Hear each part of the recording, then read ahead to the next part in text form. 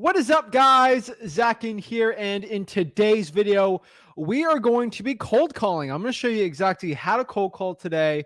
We're going to show you from start to finish the whole cold calling process, really share with you exactly how to do that, and most importantly, we're going to do a lot of live cold calling today, just talking to real sellers, no fake. We keep it real at this channel. And I really am excited today because I know I'm going to help change some lives today and really share with you exactly how to cold call in wholesaling real estate absolutely for free. No $10,000 course to learn this. This is all for free. I want to share exactly how to get into cold calling and how to learn it today. Guys, if you're getting any value out of this, if you want to get any value, if you just get anything from this video, do me one big favor and smash that like button and subscribe to the most free value from me. But what I can tell you right now, I'm be cold calling live. We are doing a special thing here for the new year where I will literally be cold calling a random market in every single state. We have the wheel picker. We're ready to go. So you guys see this? No hype.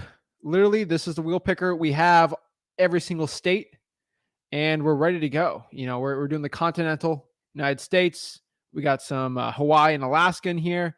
And really what we're going to do is just spin the wheel and see where I'm going to be cold calling and know where to cold call. So let's get into it, guys. Smash that like button and subscribe, guys. You know, when I do a live cold call, when I go a live video, we got to bring the DJ in, got to hype people up and get people jacked up to learn wholesaling real estate. I'm jacked up today, guys. If you're ready to go, if you're ready to learn wholesaling, ready for some live cold calling, get out of bed and let's go. Woo!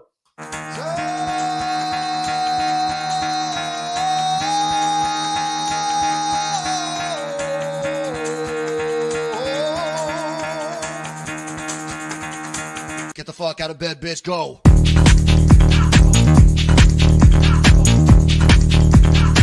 Get up, again, they got go.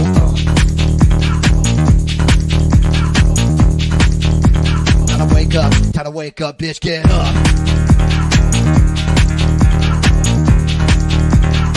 Get up. Get up.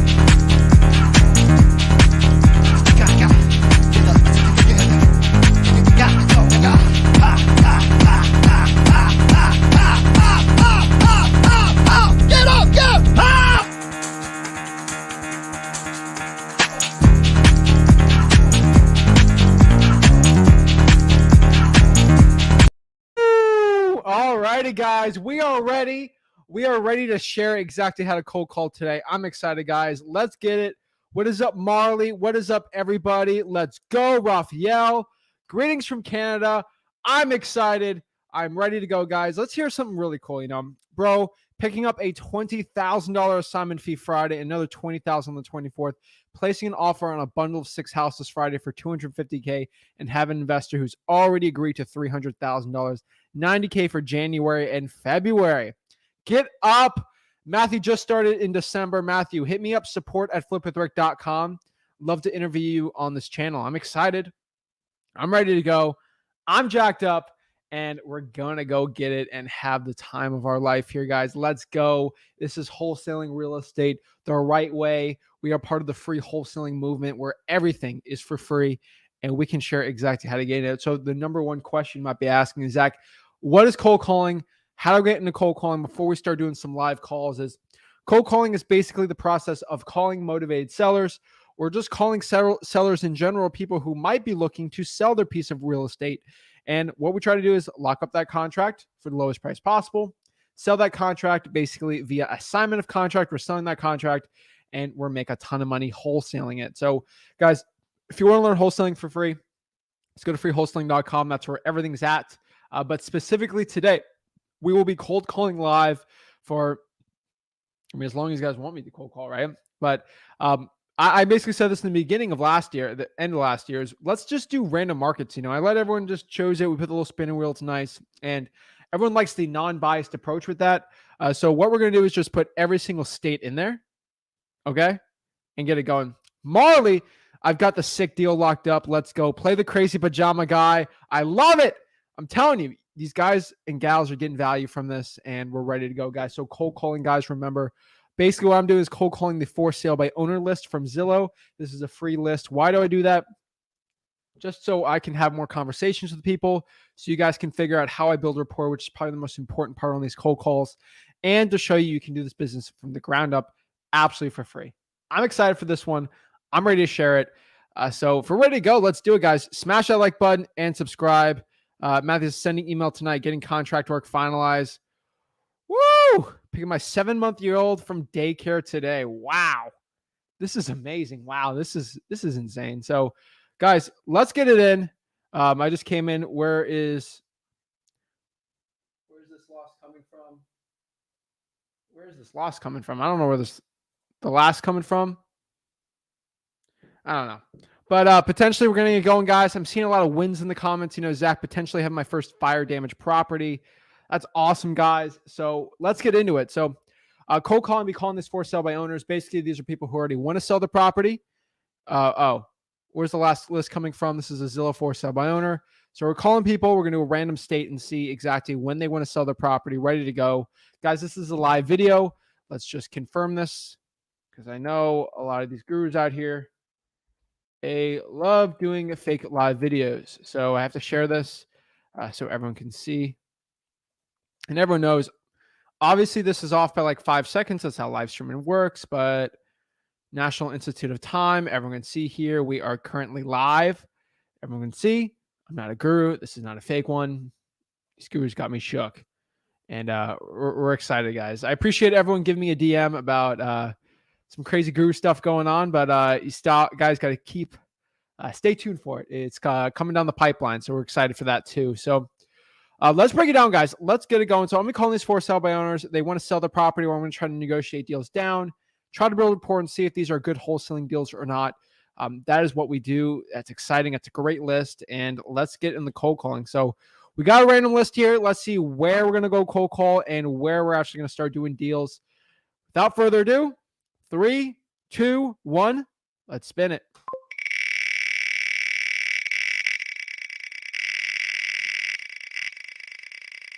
Oh, where are we?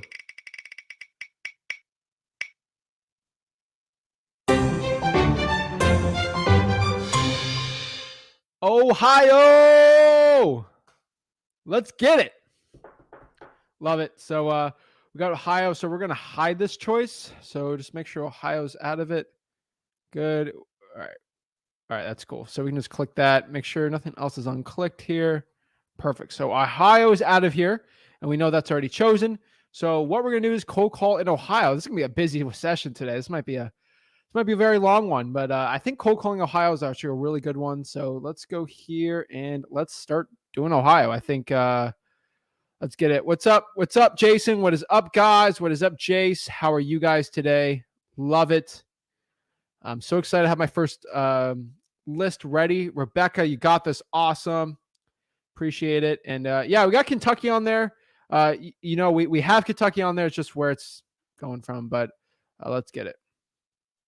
Ohio is a really good place to wholesale. ARVs are actually pretty low there, so it's pretty good, and it's interesting. Corey says, I love these. Perfect for training on building rapport and qualifying sellers. Exactly. Thank you, Zach. You've changed my life with wholesaling real estate. Corey, thank you so much. It means the world to me. Thank you. Let's get it going. So let's go to Zillow here, and let's get the calling going, you know. Here, Ohio. Alrighty.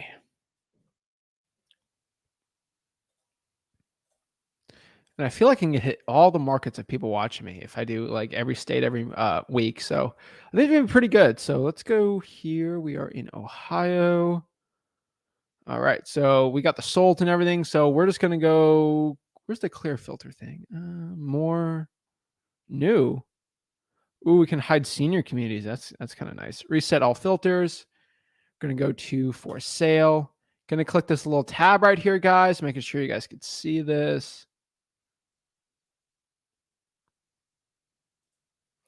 All right, we are going to go to for sale. We're going to click here. We've got for sale by agent, by owner, new construction. We're going to get rid of agent, new construction, foreclosures, auction, and coming soon. So it's only for sale by owner. We're going to click done. Now we got 0, but we got 1,353 homes for you. We're going to go by newest. We're going to go all the way to the bottom here. And we're going to let these simmer. These are a lot of listings here. So Ohio's a huge state. It's going to go to 7. And we got to go way older in this. So guys, I really like these leads simmering. I'm just letting you know, I really like leads to simmer. Now, what I mean by do I like leads to simmer? I like leads staying on the for sale by owners for a very, very long time. The reasoning behind this is if it's been simmering for a while, the cool part about that is maybe all the buyers have stopped talking to them in there. And the cool part about that is maybe it's perfect for a cash offer. Maybe they had it for sale by owner, they went to retail, but something changed. They usually have a motivation for selling the property. And usually if I call, 50 days or before, usually they don't have much motivation because they're still trying to bid it up because they're still in la la land on how much the property is going to sell. So this is really interesting. This is good stuff, guys. I want to confirm with everyone in the comments. We can hear and everything. So, it's going to give me more than 50. Let's see. It's going to cut me off there at 59 days. So, geez Louise, this is kind of a big market. So maybe I can filter the price range and we'll max it up at 500. Yeah, that'll help. Really? Okay.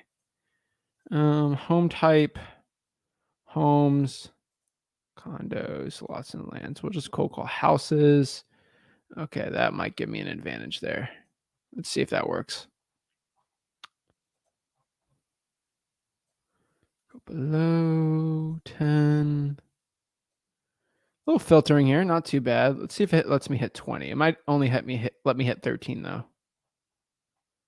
No, I think it hit. Yeah, perfect. Okay. And we can filter even more, but I think this is plenty for me. I'd really like the older ones. That'd be nice.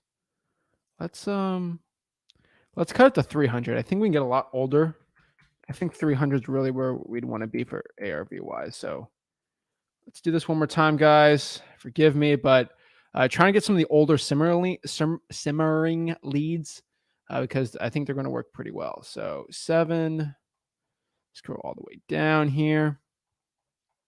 Just trying to set this up for the best success possible for wholesaling real estate here in Ohio. So we can get it going. 13. Boom. 16. Keep going down here. Alrighty.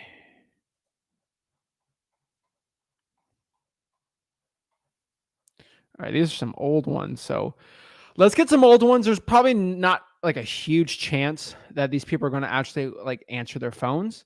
So we're going to get through some of the older ones really quick. And they're probably not going to get the good ones, but if they do answer, they actually are going to be pretty good. So let's see here. Let's get calling.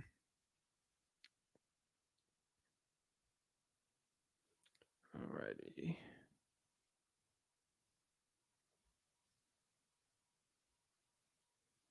Oops. All right.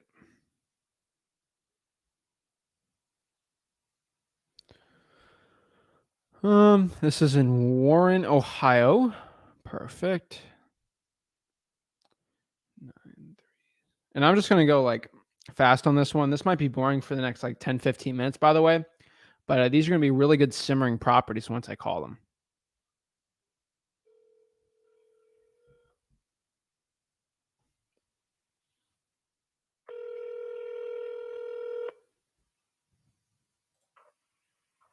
Hello? Yep. Hello, hey, is this the owner of 5792 Emerson Avenue? Indeed. Oh, hi, I just see your ad here. Is this a good time to talk? The ad here on Zillow? I'm driving at the moment, headed to the library. Okay, so in regards this is purchasing or this is in regards to purchasing your property here in Warren, Ohio. okay. I see the Are Zillow you, ad. Are you a company or a realtor, or are you an individual? Well, it depends how I'll buy the house. I mean, I can buy it in my own name. I can buy it in a corporation's name. I'm just looking to buy it. I'm not looking to take anything less at this point, right at this time. So I'm looking, for the cash money on that, and that be it right now. Okay, so you're looking to sell it for cash? Yes. Well, I'd be buying it for cash. I don't need any loans or anything on it. Okay. So I don't want to bother while you're driving and make sure you're safe and everything. So would a better time be better for me to call you? Like what's But did you have any questions or anything? Yeah, Or what do yeah. So I naturally, can, I'll let you know. okay, so naturally this thing's been listed for a while. So obviously I'm just trying to see if there's a difference between the listing versus right now on the Nope, it's property. just because I was in the middle of a court hearing, and I was waiting after that, and I'm going to be putting a for sale sign out in front of the residents. Hopefully by the end of the month, by the beginning of next month, and that's when I'm probably going to be looking to sell it. But I'm not going through any realtors or anything. I'm going to be doing through individual. I'm not working with any companies or anything on that. Okay. And has anything changed on the condition of it or anything like that on the property? The only thing is included now is a swim spa. Okay. I don't know if I have that listed on Zillow or not. Yeah, an 8x12 swim spa and a full basement. Okay. Yes, that's the only thing. I had gotten that this year, and that's the only thing that's upgraded to it. Okay. I mean, as you know, I mean, life's been completely changed from 2 years from now. So this is 552 days. So just seeing what happened. So, okay. And if you don't mind me asking, I mean, this seems like a pretty nice house. I mean, why would you be looking to sell it? Relocating. Oh, okay. Okay. Looking to stay in Ohio? No. Oh, okay. All righty. And okay. And what was your time frame for selling it? Is this something like you need sold? Like, would I have to buy it in like No. how long? I'm not. It's not that I have. I don't have a time frame. I'm a single person myself. So whenever I put the first sale sign out in front of it, that's when I'll, whatever offer I have, if I'm happy with it and I decide to take that, then that's when I'll go. If not, then when I'm ready to go, that's when I start negotiating on price. Okay. And do you have any idea of what price you're looking to sell it for? I won't go any lower than 120 right now. Okay. I have it listed at 130, but that's 120 cash. Okay. So if a realtor purchased this for 120,000, like I have an offer with a realtor, you want to take that? I'm not working with a realtor. Okay. So 120 cash would be your bare minimum on this. That's correct. Okay. No worries. Let me go see. I got some more info here and appreciate talking to you. What's your name? Sure. Amy. Amy, this is Zach. Thank you so much for calling. Let me go see what I can do and I'll give you a call. Is this the right number to reach you back at? Yes, sir. All right. Thank you so much, Amy. Have a blessed one. Have a great night. Thanks. All right. So that's someone who had a court hearing, seems very motivated, pretty good. I don't see too much motivation on this one. Her listing it for 2 years is already suspect. Her keeping the same price is decent. Kind of run the numbers, 120 still retail. So her listing it for 2 years straight. She has no time frame for selling it. And I don't see the urgency on it yet for her. So this is definitely something I would be keeping on the back burner. Maybe in the future she'd want to sell it for something different, but right now this is definitely not a good one. I would probably wait a little more and possibly should be changing it. But yeah, this doesn't seem like a good one, But hey, like that's why you always have to ask. Maybe she's wanting to sell it cash. I mean, this thing's been listed. Like, I don't think she's getting any calls on this one. So definitely seems like a pretty good one. So not bad though. Not bad. So let's go back here. Let's go call the next one, guys. These are old Ohio houses. Sometimes I get lucky in Ohio. Sometimes there's like really good ones. Sometimes there's really not bad ones. So let's go see here. So let's go to the price. Hudson, Ohio. Also, guys, in the comments, let us know what market you're in. Well, let me know. And network in the comments. It's a great place to network, so we can get going. All righty.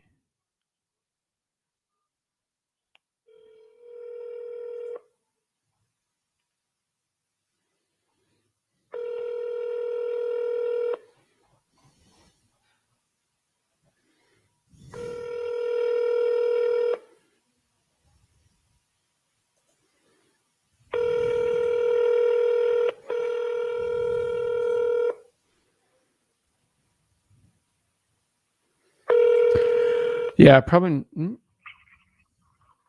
is Jack with Acres Custom Concrete. I'm not available to take your call right now. If you leave a detailed message, name and number, a little bit about the job, I'll give you a call back within 24 hours. Thanks. Bye. Hey, this is Zach. Give me a call back whenever you can. Thanks. Guys, another reason I cold call the hardest list of cold call, just to show you that an idiot like me can go and cold call and have success with it. So, ready.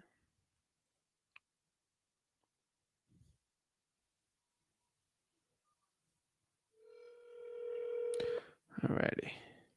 Put this thing on mute while we're talking, just to see if we get any calls in this one. This seems like an interesting one right here. So, see what we got. This is a manual one-line dialer, you know, nothing crazy.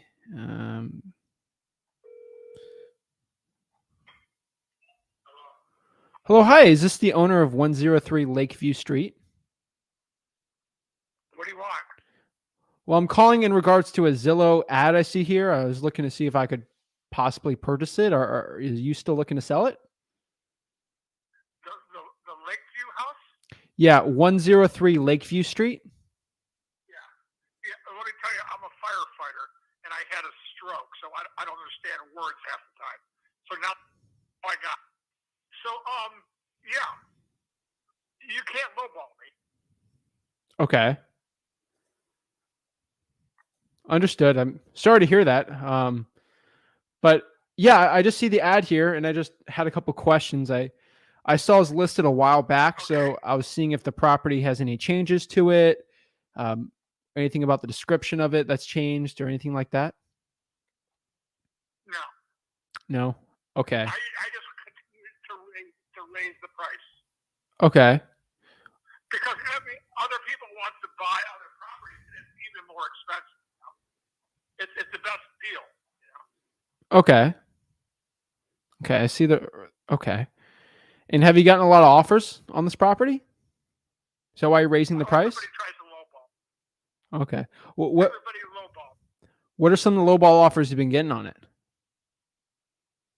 Hey, dude, where are you from? I'm from Florida. I have partners in Ohio. We're looking to buy more properties. Okay. Yeah. I actually I'm in Florida too. Oh, really? Yeah. Why? Ask me. Get someone check it out outside, and if you want to buy it, then you can buy it, and we can go inside. You know. Okay. Sounds good. And you have photos from Zillow, and you have the information inside, pretty much. You know? Okay. Yeah, I see 3-2 here, 1,500 square feet by the lake. Understood. My question here is: you said no lowball. I know the price is listed here for $269,900. What price works for cash? Just so I can go to my partner and say, "Hey, this is the price he wants to sell it for. Is this a yes or no?" Before we go and see the house, do you have just a quick cash like price to just get it? 260,000. Got it. Okay. No loans. Anything. Okay. And what's your name? Matt. I appreciate it, Matt. My last question here is, is there a reason why you're looking to sell this property? Is this like a rental or something? No, it's not a rental. I have another house. Okay. I was just saying this is a rental because we might buy it for a rental. We really don't know what we're going to do with it. So I just do my due diligence and ask. So, okay, Matt, I really appreciate it. So let me look at everything. And if it works, we'll give you a call back. Okay. Have a great one. Give me the information from a text next time. Got it. Understood. All right? Because give me your name and all that from a text. And then if you give me questions, then I'll try to answer. All righty. I appreciate it, Matt. Okay. Bye. Bye.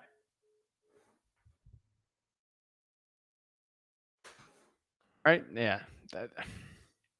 That one ain't going to move much, but whatever. That's unmotivated right there. So as Jay-Z says, on to the next one. Alrighty. We're getting some answers, which are nice. Really can't complain on that. Okay. Okay.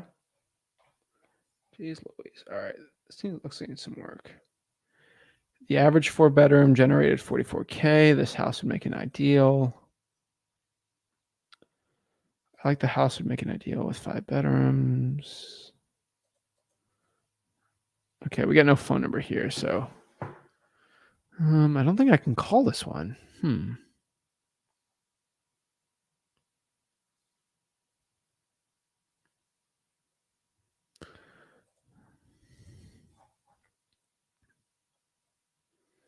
Another price cut here. We'll call this one, and then we'll probably go some of the newer ones. We'll probably go 60-50.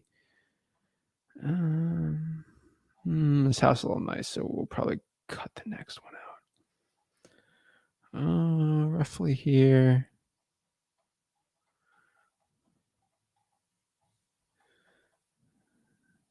Yeah, geez, this guy's way overpriced. Yeah, this guy's in La La Land. All right, we're gonna go a little newer.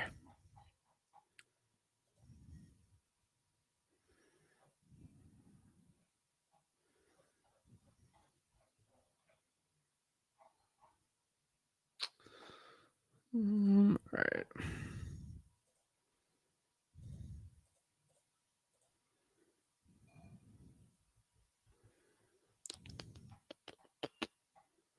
Okay.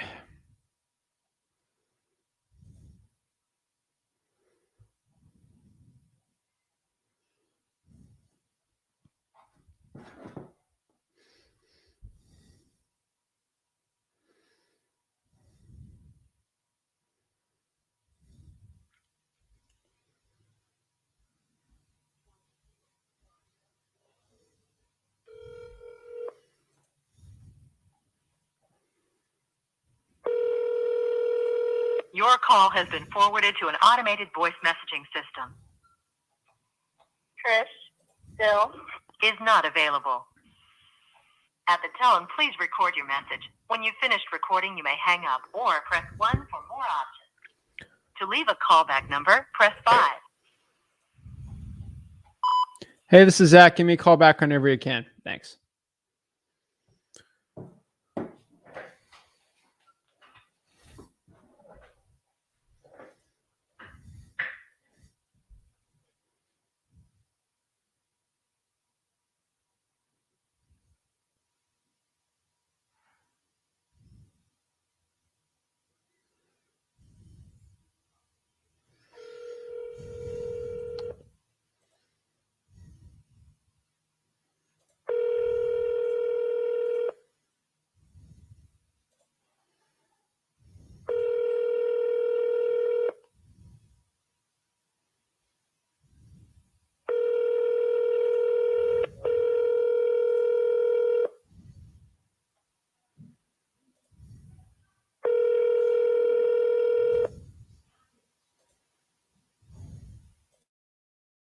All right. For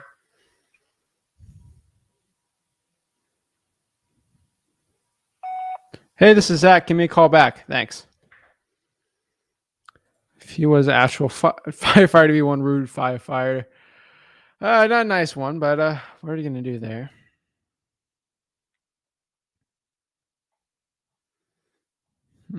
Okay.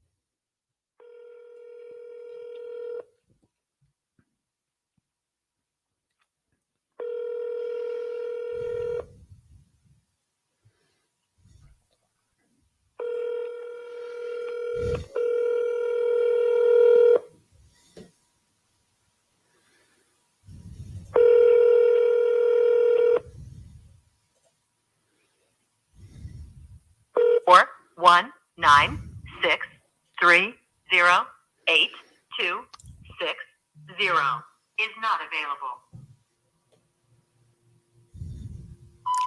Hey, this is Zach. Give me a call back whenever you can. Thanks. Alrighty. So we got the next one, guys. So let's see what we got. I told you the new ones somehow just don't want to call. I do not know. I do not understand why. They just want to talk. Oh, we already did this one.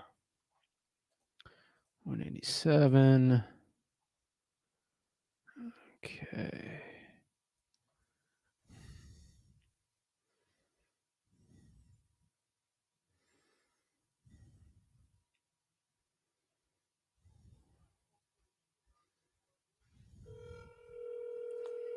Your call has been forwarded to an automated voice messaging system. 41935672000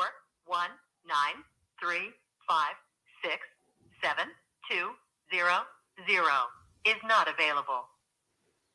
At the tone, please record your message. When you've finished recording, you may hang up or press 1 for more options. Hey, this is Zach. Give me a call back. Thanks.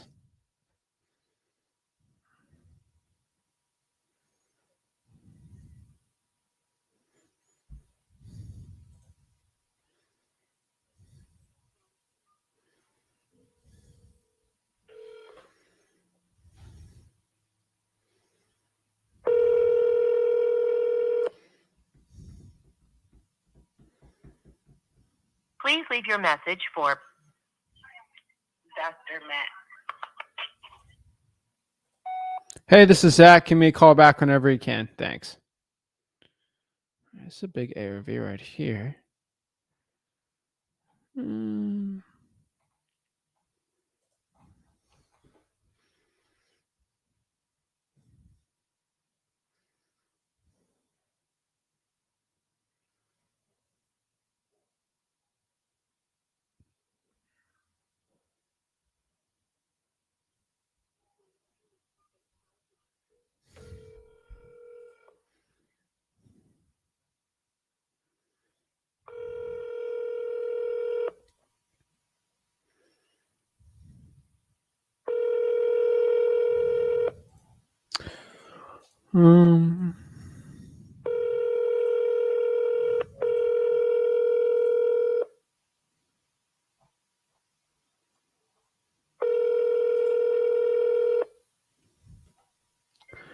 Oh, no one wants to answer now. We got some answers in the beginning, but Your call has been forwarded to an automated voice messaging system.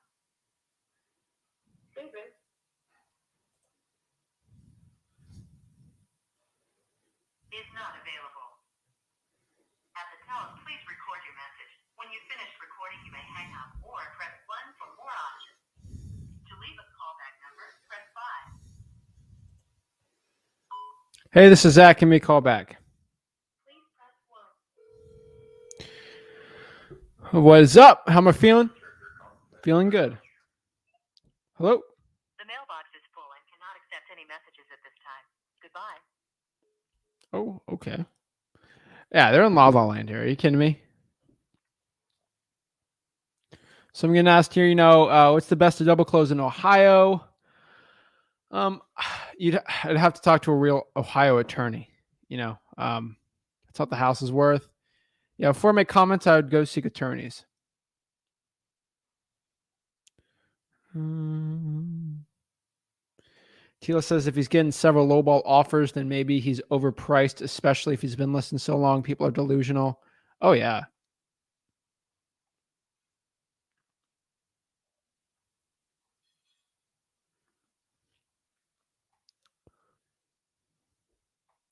What is up, guys? Matthew says Central Arkansas,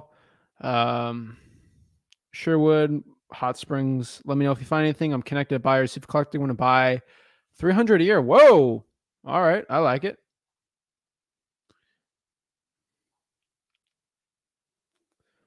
What's the best marketing for wholesaling? I'm still going to call it cold calling. JVing is there too. There's plenty of great marketing tactics. It's ultimately up to you which one you want or like,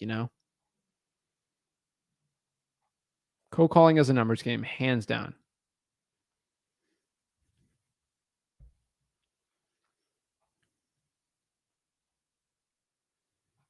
Let's see here.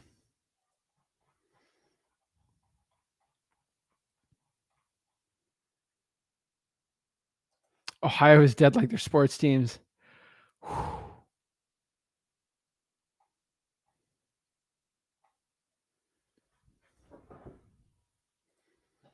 Alrighty.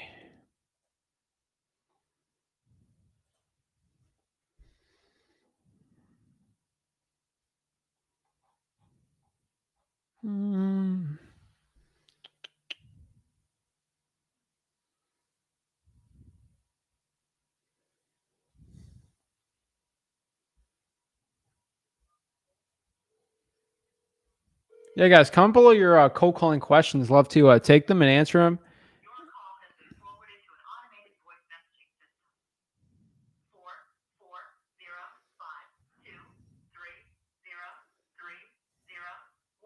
is not available. At the tone, please record your message. When you've finished recording, you may hang up or press 1 for more options. To leave a callback number, press 5. Hey, this is Zach. Give me a call back whenever you can. Thanks.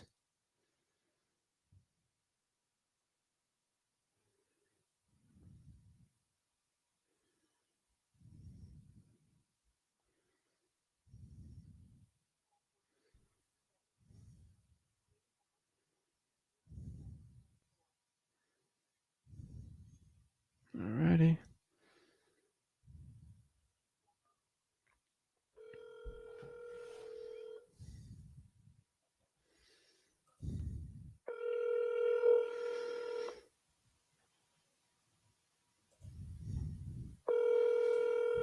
Your call has been forwarded to an automated voice messaging system.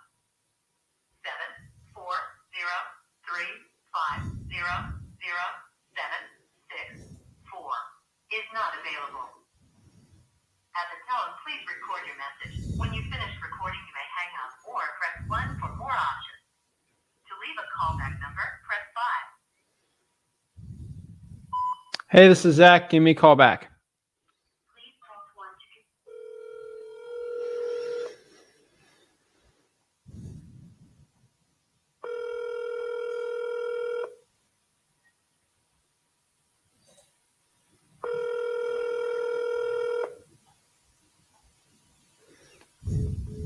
Oh, okay. No answer there.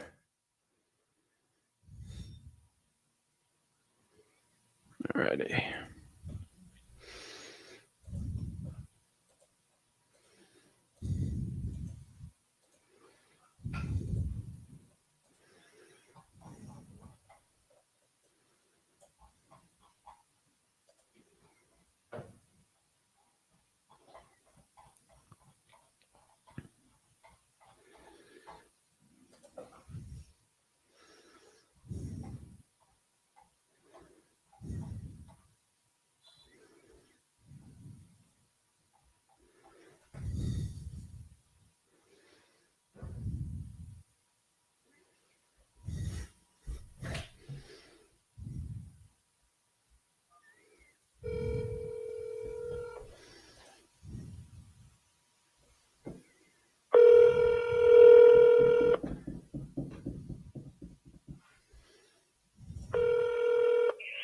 Hello?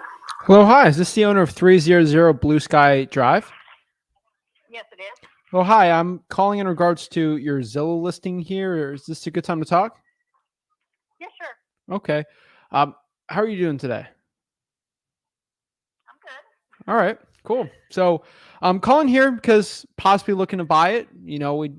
I have more questions about it. So obviously it was listed, 78 days ago. So my first question here would be, is there anything new from when you listed it, 78 days ago from now? No, we haven't done nothing's wrong with it since then. We haven't done anything to do anything else other than move out. So, if you're talking about if we've replaced something or done something, no. Okay. And can you tell me a little bit about the property? I can read some of the description, but obviously you know the property best. Well, the property that the house sits on is close to half an acre. Then we have a separate lot It is also close to a half acre. So I think all in all, it's like 0.89 or something like that. That's right beside of it. So nobody can build on this one side because it's a gas right of way. Nobody can build in the back because it's an electric right of way. Nobody can build on the other side because we also own that lot. So you're pretty much secure in not having neighbors if both properties are bought. That's a big benefit. Then, yeah, you're up on the top of the hill. We don't have a lot of traffic because it's on the end of a cul-de-sac. And so the only people that come to the top of the hill are us and, of course, the neighbor right across the street, which was my daughter, but her house is under contract. I see a lot of nature, deer and stuff like that you can watch. The front porch, of course, is 12 by 24. It's fully roofed and the white fence and all that. And the front porch has a gate on it if there's small children or dogs. We put it on there for our dogs. They like to be on the front porch. The back porch is concreted, and it also has a roof over it, and it's 12 by 24. We put, I believe, I'm not 100% sure, I think they're 12 by 9. We put one on one side, which we had a hot tub there, and we put another concrete pad on the other side for a grilling area. Okay. You know, because we have a large family that we get together once a month, so we needed a place for 15 people to sit. Oh, that's nice. So we had the grilling area too. The backyard is fenced in with a double gate on the left-hand side. We have a shed that's 12 by 20 with 2 lofts. In the 2-car garage, the first one that's attached to the house, it also has 2 rooms in the back. The garage, and then you go from the garage into both those rooms. One of them we used for an exercise room. The other one was a tool room. And then that all is totally, we had an attic put in there for storage, and we totally floored it with plywood, the whole thing. And then we had electric put up there to where you could just flip a switch and it's all lighted up there. Oh, wow. It's hard to go through storage in the dark, So, and then when you go through that 2-car garage, you're going straight into the 3rd-car garage. And it's got 3 doors out in the front, but we also on that one, it's the same length as our other garage. But instead of the 2 rooms in the back, we put a garage door on the side to be able to bring our golf cart in without having to move cars. So that's got that. And then in the front, we put in a faucet in the front. So there's an outside spigot in the front and the back. And also on the garage to the house, there's a man door. And a door from the room that we use for an exercise. There's a door going out to the backyard if you wanted to use that. We also had 2 outlets put in the front and 1 in the back. So you have a water spigot in the front and back, 2 outlets in the front and in the back. Okay. It's got appliances that are not 3 years old yet, I believe. There's still like 18 months of warranty left on them. That's all the appliances are pretty new. And we put in a touchless faucet in the kitchen. We put a water softener in. We just last year put in leaf filters on the gutters. Okay. So I'm trying to think what else you need to know. Oh, we put in gas logs in the fireplace. So the house is all electric, but we had propane put in for the gas logs and the stove so that we would have alternative heat and still could be able to cook if the electric goes out. Got it. So is there anything else you need to know? No, Don't know what else. not much. I appreciate you telling me. This is a manufactured house? Yes, it is. Okay. It seems like you really like this place. Outside that price you have it listed, why would you be looking to sell it? Well, my husband just retired. Ah, okay. And we are moving. We want to move back to Belpre to be with our children and grandchildren. Okay. So that's why we're selling. Okay. I mean, what was your time frame for moving there? We are already moved. The house could be, taken possession of today at closing. Wow. Okay. So, geez. All right. So the property is like currently vacant. Yes, it is. Okay. Okay. So, Bell Creek, that's kind of, how far is that? What, 3 hours away? An hour. An hour? Oh, okay. Yeah, just That's- a little over an hour. Okay. That's east, right? Yes. Okay. I think. Okay. Yeah. So, all right. Not really good with directions. Okay. So I'm just trying to get my bearings here on it. So, okay. So it's vacant right now, ready to sell. It has been listed for a little bit. I mean, is there a reason why it hasn't sold yet? Is there a secret issue with the house that main no one's telling me? reason is we actually got a contract on it. I listed on Thursday night, and we had a contract on it Friday morning. Wow. Went through 3 months, going through the financing and everything. A week before it closed, they were going through FHA in a really particular first owner thing to where they could not, their loan would not value anything. It didn't give you any credit for the extra lot. It didn't give you any credit for nothing. So the house came in at a lower appraisal price than what we wanted to get. So we said, yeah, we will get the house for that, but the hot tub and the land has to be sold separately at that point. Because they're not really, what they're saying is their chattel, which means personal property, and so their loan and their brokerage that they got the loan through wouldn't give any value to that. So their broker said, just sell it separate. That way you can make up some of your money because they're only getting credit for the house. And no upgrades. They give us no credit for any upgrades or nothing. Wow. So we said that, and they wanted us to give them the land. And we said, no, that lot is $15,000. We will do this, but we will not just throw it in at the price the appraisal came in. But it has already been inspected. It has passed inspection. The only thing they found was the bathtub plug in the master bedroom and the sink in the master bedroom. The plugs came out, and so we never really used those. So we just used those little white stopper plugs. Yeah. Okay. So those, and they're easily replaced. It just wasn't high on our priority. No, I understand. And we have black plastic in the garage, and we told them and the inspector that black plastic serves no purpose. Yeah. We have get-togethers with our family, and that's our Halloween. And I just got too old and tired to take it down every year. Yeah. So a couple of years ago, I just left it up. So it was unstable at a few places. Okay. So that's the only thing we got dinged on. It's had the foundation inspected and passed that. Okay. That's why, anyway, they pulled out. That's why it was marked pending for like 3 months. Got it. And that's why it just went back on the market like last week. Got it. Okay.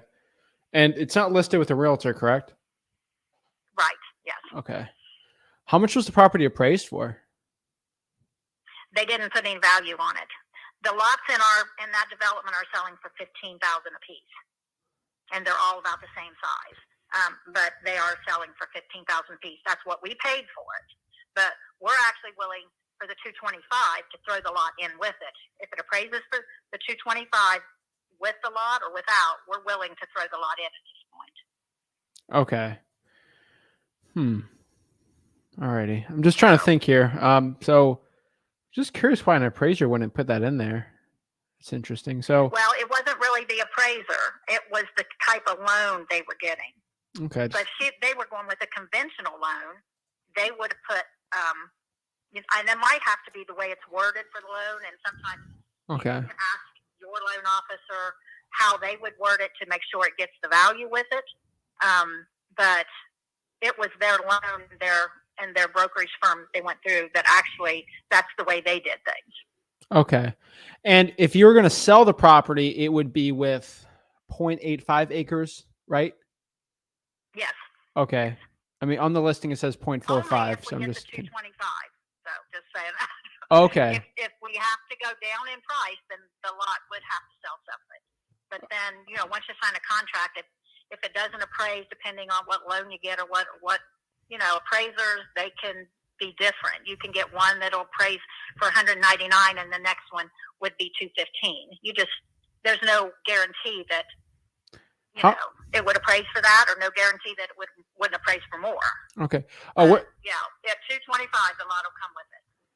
On the deed, how many acres is the property? Like, it should be on the deed, right? I think it's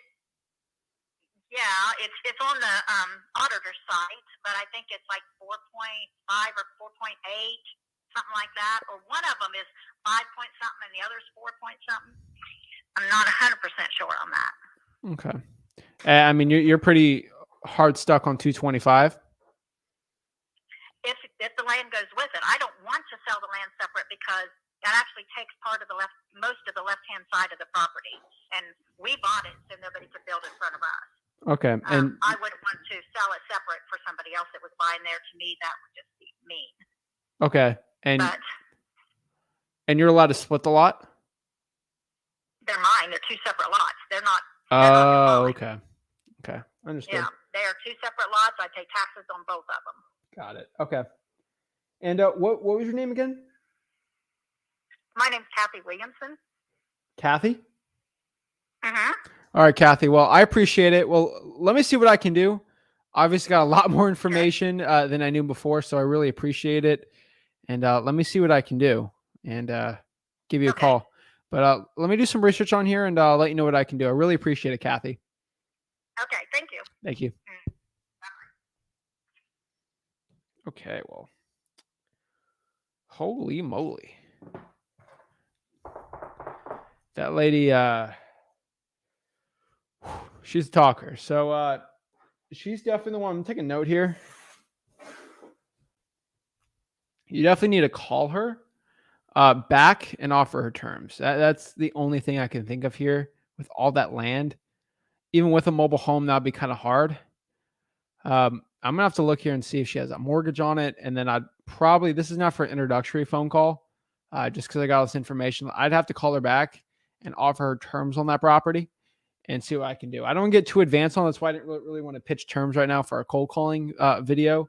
But yeah, I would definitely have to pitch if she wants to take payments on the property. Remember, guys, if she has equity, then we'd probably do a lease option on this one. If she does not have equity, I would probably try a subject to and see if it cash flows the right way. Obviously, I'd have to underwrite that like pretty quick before I would offer that. But it really depends, because if she took a lot of debt out for that, it might not be a mess. So great question here from Rob. It's like, hey, would you take terms on this? Yeah, I could. You just got to make sure it works, But that's an interesting one. So, lady, I need a discount. I'm not going to tell her that. That's a little rude, like off the bat, obviously. But yeah, dang, lady, I need a discount on this one. Oh my gosh. See if you got any questions, guys. Let's see what I got here. Cherie says, I talked to a few people, haven't struck gold yet. One guy is a good lead. He's in pre-foreclosure, but said he wants to balance paid off and more money on top of that.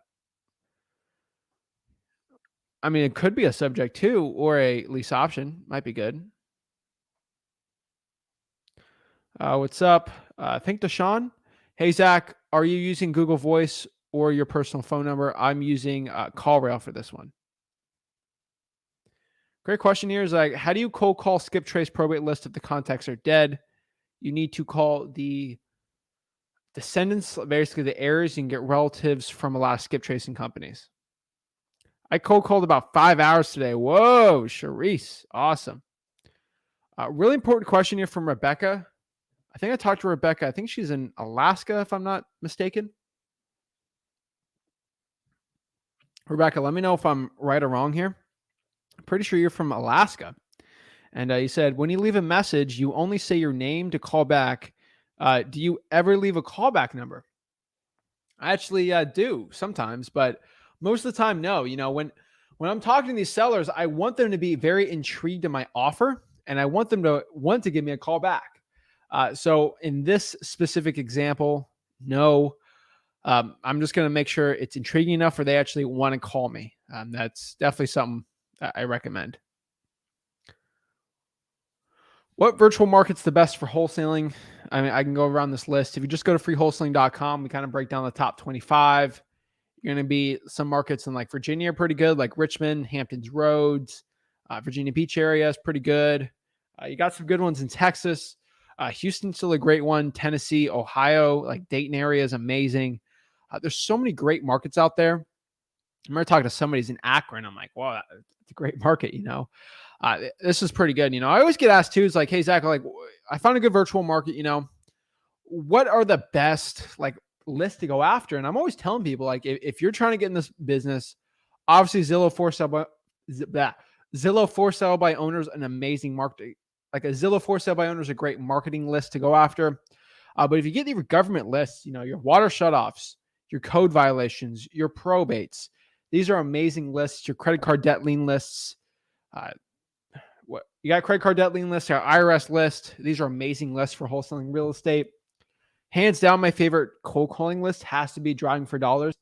Cannot stress this enough. Drawing for Dollars is an amazing list to be going after, and definitely one I have to be recommending right now. So I tell you, Steve's got a great one here. You know, there's no pain in that one, and I have to agree.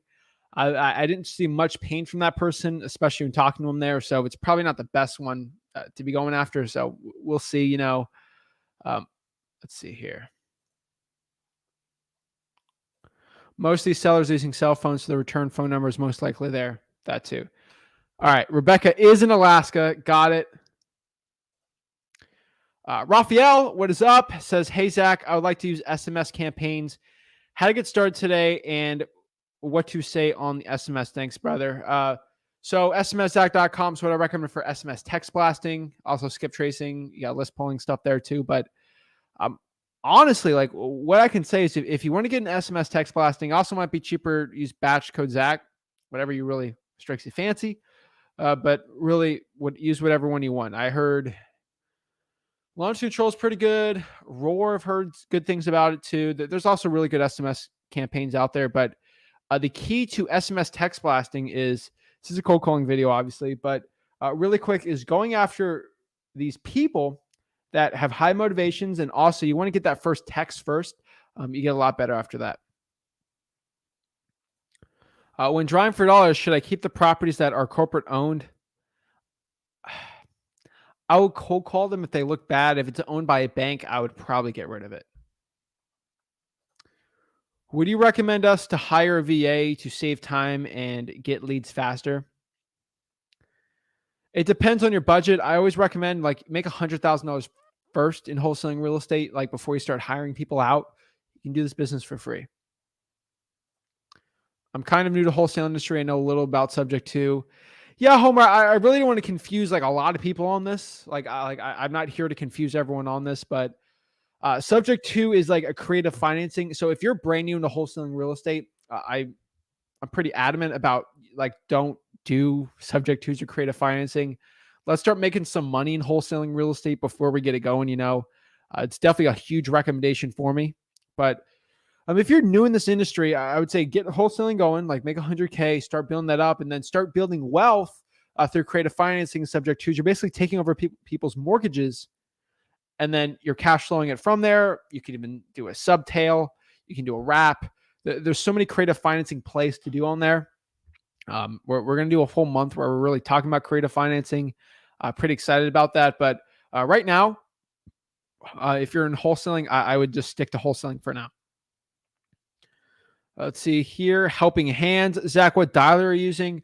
Currently, I'm using ZachDialer.com. That's been the dialer I recommend. I started out using Mojo. So Mojo or ZachDialer.com. Those are really the two I'd recommend. Always tell people just check out ZachDialer.com, get a free trial, and just see if you like it or not. That'd be my recommendation on it. So it's ultimately up to you which one you want to do and which one you like. But really, I prefer Zach Dialer right now. Can you explain CallRail? Of course, Jack.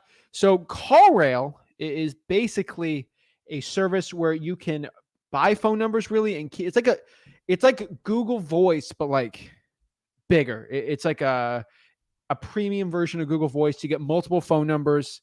I can get it from any zip code. I can make call like tracking. I can make call flows.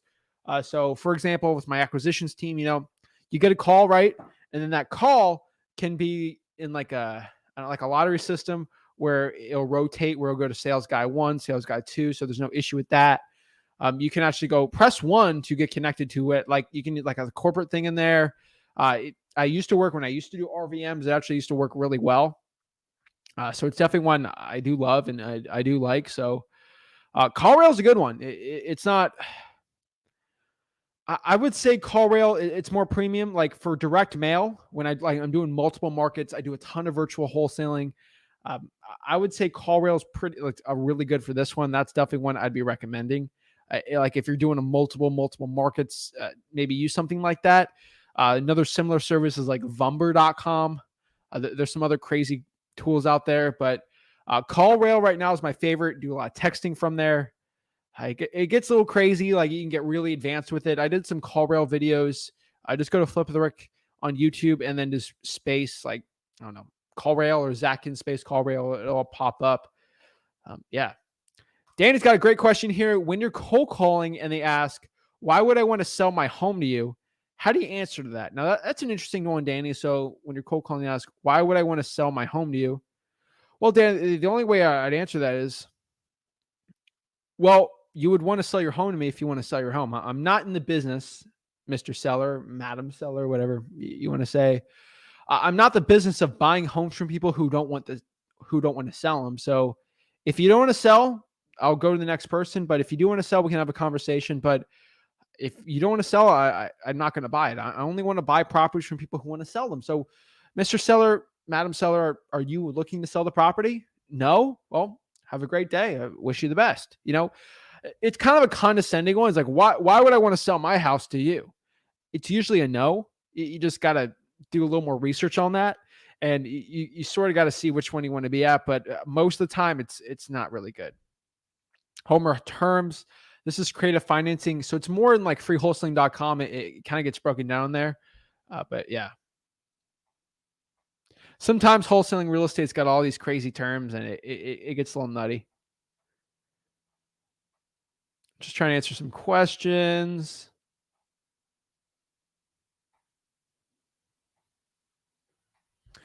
Buffalo, New York, Kentucky in the house. Let's see here. Facebook user says, where are you getting the numbers to call the owners? That's the benefit of Zillow for sale by owners. That's why I really like them is for Zillow for sale by owners, the phone numbers are like right there. Like there's no issue. That's why I really like it. So you can't do assignments in Ohio. I'm pretty sure you can. I know it's slightly regulated. Let me do a quick look here.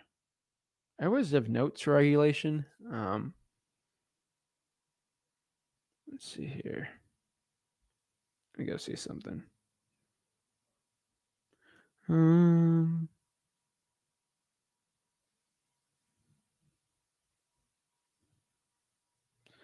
pretty sure it's more of a consumer protection thing in Ohio than like not being able to do assignments. I think it's more of an ethical practices.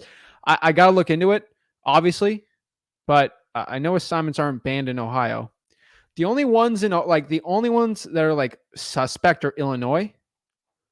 I got in like not a few, but like a comment fight with somebody today on like Illinois. And then, somebody said they did 16 deals in Illinois. And I was like, and then said, well, you're not allowed to do that. I'm like, well, you could be licensed, right? It could be a licensed person, or they could have double closed while licensed. But, and then people think Illinois is bad. Illinois is probably the worst state. I would hands down, like Illinois annoys me for it. But I know a lot of people still wholesaling. I know people that are wholesaling in Illinois that just don't care about the law. People are saying you're going to go to jail or not.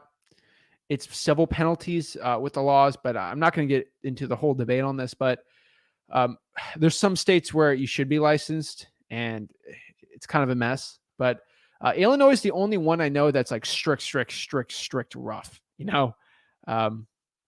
Jen from Atlanta. Let's see here.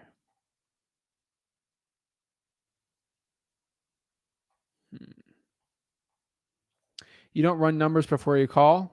I mean, I run them through before. I don't know what you mean by that, Courtney. Let me know. Raphael says, when you look up an address and see if the homeowner is deceased, what would be the next steps if you want to go after the property? I would find the heirs. I would actually look up where the person was deceased. Usually there's a court for the probates there where I can go find the heirs. And then usually True People Search or skip trace them for whatever service you want. And go from there. And pretty easy. I mean, just go there and find the heirs and skip trace and call them and see if they're looking to sell that property where the deceased person lives. Zach, I need some help. I have a property under contract. The property needs a full rehab. Could you help me out with this? Sure. I mean, so I need some help. I have a property under contract. The property needs full rehab. And could you help me? Yeah, just give me the address or something. And yeah, I'd be more than happy to help.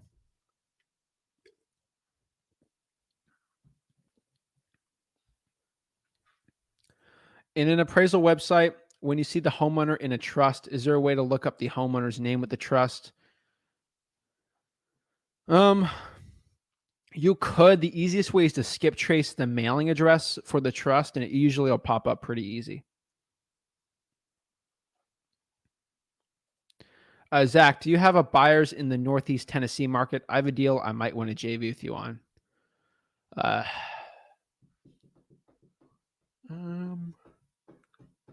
Depends where in Northeast Tennessee, I'll tell you.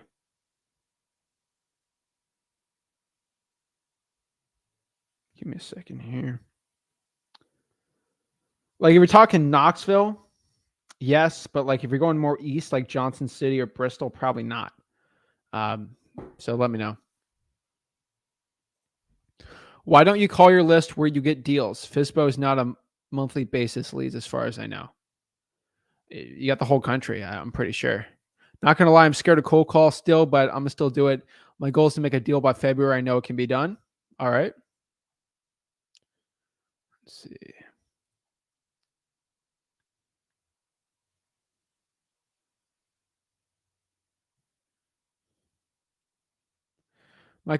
Michael says, isn't Ohio the state where they require to appoint attorney whenever a title company closes a deal, or am I getting mixed up? I remember Rick talking about this in his guide to title companies. So every state's different.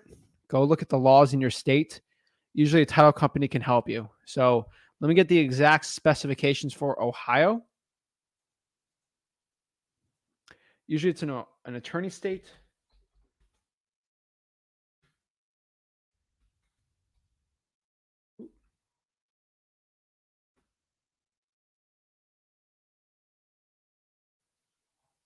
So I know Ohio has title companies. Let me get the map for you guys, just so you can.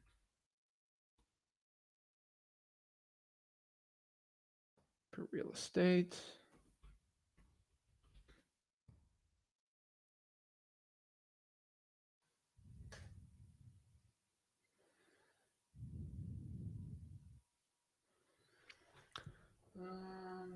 Okay, so get the official one here for you. Blueprint title. What are you talking about? Hold on. I know most of them are going to be good, but where's the gray? I'll just show you this one really quick. Ohio, I'm pretty sure it's title company. I'll let my dispo people know it. But I mean, some title companies usually have attorneys in there, so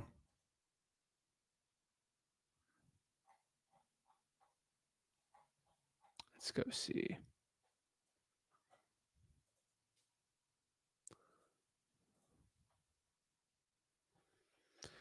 So here it is. Wait. So I know like South Carolina, you need a attorney here. Here's this one. This is common law. There you go. This is better. Okay. So I'll just do this one. I'm trying to find a good graphic for you guys here. Also, I'm not a legal expert. Things obviously change, so keep that in mind. Oops. Okay, so basically we got closing attorneys that are needed, escrow agents, right? Title companies, and then New Jersey's just got its own stupid thing, you know. So let's go for an example here. New York, obviously, you need a closing attorney, but they're a little more like every. I hate like when you say this for Ohio, I don't want to generalize when I say it. Like you need an appointed attorney because I use an appointed attorney for my title in Florida, right? Because some of our title companies have our title companies have lawyers in there that oversee it, so and they'll take care of it for us. A title company is supposed to make it as easy as possible. So we sort of see here. We can go through the map. And so Florida's fine. Alabama, Georgia, South Carolina, North Carolina. I remember starting South Carolina. I'm like, well, you need an attorney. What are you talking about? You got escrow agents, and then you go from there. Now we got some other maps.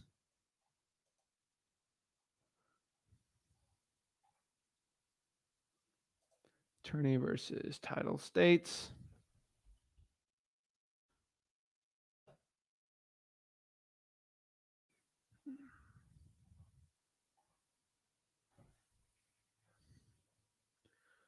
Alrighty.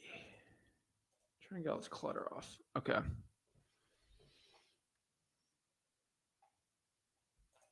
What is up?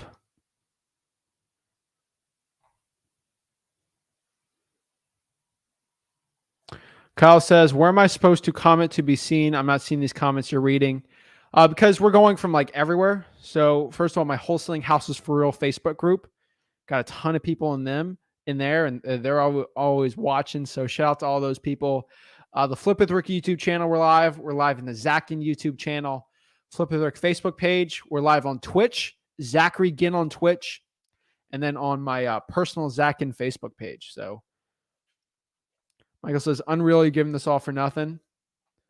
I'm changing people's lives, you know. Zach, I kept my license inactive per everyone's suggestions on the stream. Spoke to 2 REITs and decided to reactivate my license to sort commercial with agency relationships on top of wholesaling residential. Dude, that sounds great. I don't think it's that big of a deal. Like, guys, at the end of the day, for most people, like if you have to get licensed, you have to get licensed. I'm not licensed. I'm not going to get licensed until they will force me. But like, the wholesaling industry is not going to change if they make everyone get licensed. I think that's one extra thing. Now, do I agree with that? No. But I think at the end of the day, you're going to point, kick, scream, do whatever you want. But at the end of the day, if you have to get licensed, you're going to have to get licensed, you know? Yeah. I mean, I don't see, like, I see some crazy states going nuts on it, but I mean, I don't see anything changing for 10 years at least. In Florida, I don't know ever, you know, because some states are nuts, you know, like there's, I'm like some states, I've seen them try something where like you can't even buy or sell like more than 2 houses a year without being licensed. You can't flip more than 2 houses. Now, then you get in the weeds of it. Like, what if you buy a house and then you sell it for like where you live versus if it's a business one? Then you get the nitty bitty weeds. Like, you can't wholesale. Like, you can't outlaw buying a property and selling it. You just can't as an individual without a license. But some states are like nuts about it. So just got to be careful out there, guys.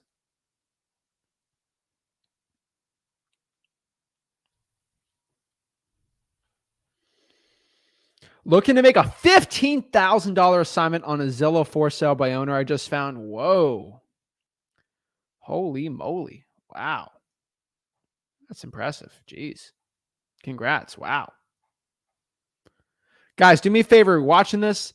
Do me one huge favor, guys. Smash that like button and subscribe. It means a lot to me. I really appreciate it.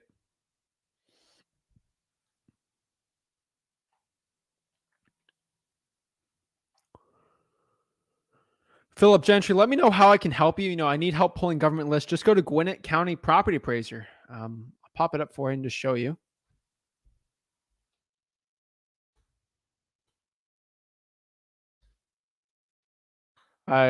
Property, no, wait, public record, clerk of the court, wait.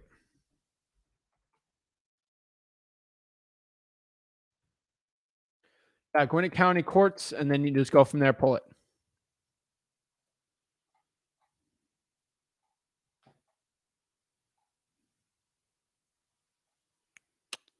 Vince took an L for firing Flores.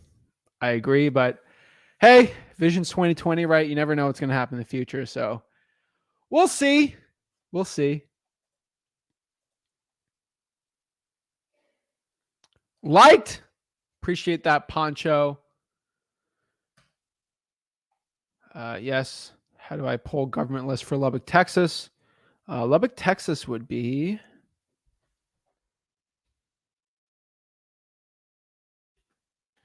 the Lubbock County, I believe. I think so. Lubbock County, yeah. Well, Zach, dialer 4 to my cell phone. Depends how you use it, but yeah. Liked. Thank you so much for liking this. I appreciate it.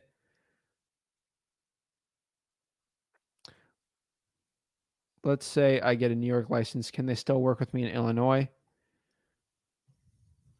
I'd call the real estate board just to confirm it.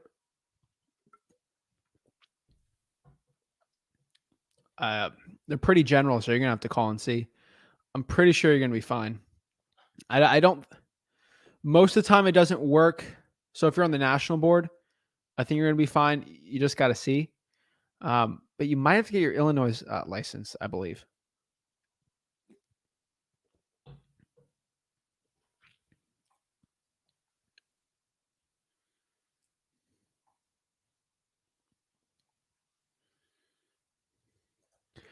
Phil says, I'm an Illinois licensed and wholesale with no problem. Since the new law, there are plenty of brokerages that are specific and exclusive to wholesalers. This is a non-problem if you're licensed. Is Mississippi a good place to wholesale? What if sellers say that they have to get a property appraised? So is Mississippi a good place to wholesale? Mississippi is a great place to wholesale. I love Mississippi. Really, really good ARVs. You just got to have places with enough cash buyers, and it works pretty well. Thank you for the value you and your dad bring to us. Of course, appreciate that. Depends on the contract also. Was it an official state RPA or just a draft because it has an official? I gotta see what you're talking about on the top. Oh, you're talking about contracts. Okay.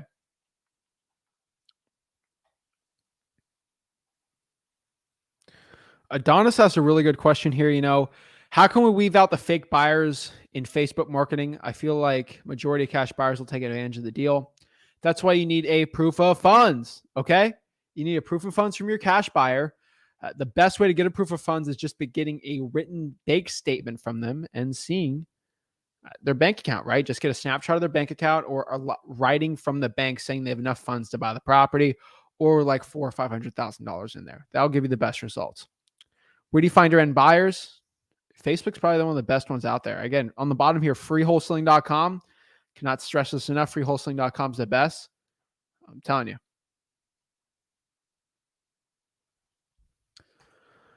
Cold calling in Seattle. It's got to be cold. It's a hot market out there. You got this. Hit that like button. Sullivan County's great. Johnson City's great. I don't think I have buyers, though, there. I have a question. If you have a property under contract and the seller decides not to sell anymore, can you forcibly buy the property since you have the contract? It's a tough one, Tomas. I would think from an ethical perspective, no. That's my general opinion. I really don't think so. The seller decides not to sell anymore. You could have an affidavit of equitable interest in the property. But what I tell you is you're playing a slippery game. You got to get the EMD. You have to have the money in place. You have to have a lot of things in place if you're going to sue the person. At the end of the day, that person still has to sign the deed over. You're probably not going to win in court, though. I'm just being honest, unless you have the funds and everything. Where can you find the water shutoff in batch leads? Probably other category. That's more of a PropStream, aka listrei.com thing.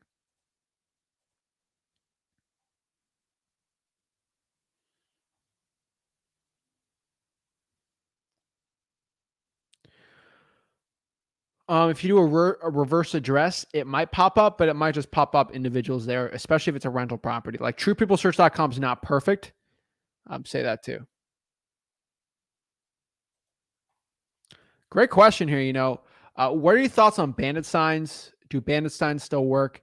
Bandit signs still work. It's very, very market specific. I have to stress that a lot. I'm going to say that multiple times here.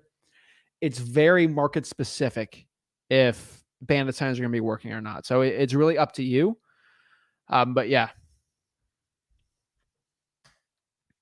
Hey, Zach, do you do live cold calls on other motivated leads other than Zillow? Yeah, I do them. I did a code violation one.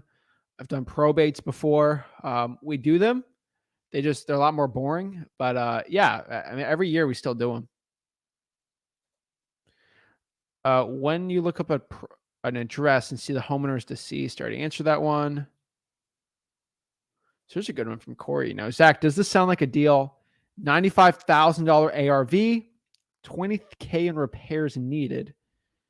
45 purchase price, looking to sign for 55. So we just do our math here. What I think is pretty good. Up to you which one you prefer, which one you think's the best. But doing the math right here. 95,000 minus 20,000 in repairs. Multiply by 83. So you're at 62. If your repair costs are right, you could be making 15 on this, even 17 if you do it right.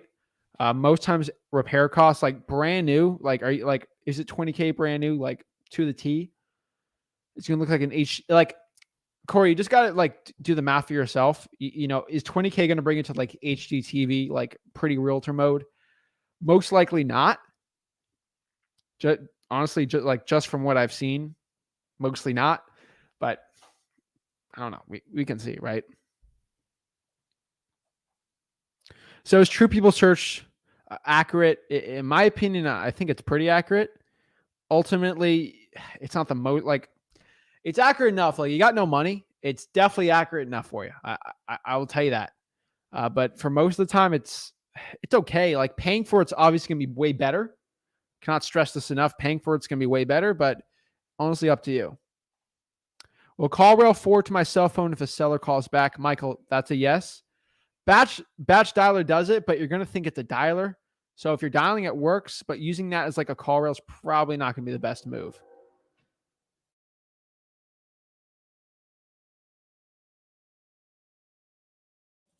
Boom, boom, boom. Let's see. Keep up the good work. Thank you, Tanner. I'm thinking of buying a wholesale sub 2 deal and paying the fees with a private lender. Okay. So I'm thinking of buying a wholesale subject 2 deal and paying the fees with a private lender is the best. It's the best no money way to do it. After buying, should I rent it or Airbnb it? You're going to have to give me the market. So I have to know this in like Tennessee, Mississippi, Seattle, right? And I sort of have to figure that out. Can I comp a beaten house up to a par house? You can, but you're going to have to do the difference between it.